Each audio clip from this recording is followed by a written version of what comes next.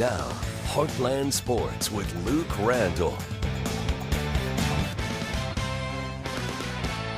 Tonight, one team will become SEMO Conference Tournament champions. It has been a great week of basketball down at the Sykeston Fieldhouse, and the host Bulldogs clinched their spot in the championship game last night with a win over Jackson. Despite back-to-back titles in this competition, the Bulldogs are aware that a lot of players this year are new to varsity and also just new to the spotlight.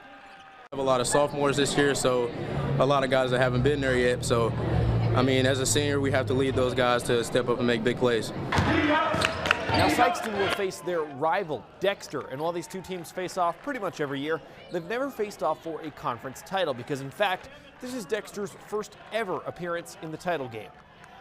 Great. That's all the coaches have been talking about is how if we win this, it's the first time we ever go to the championship of the SEMO Conference tournament. Probably one of the biggest games we'll have all season, and we're going to come out with energy and try to win.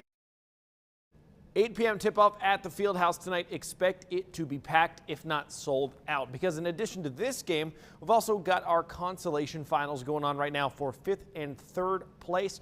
Charleston, Notre Dame playing right now. Notre Dame leads that one. They're into the final minute right there. Then Cape Jackson coming up shortly after for 3rd place. Tonight and tomorrow, a major tournament at a Carbondale High School.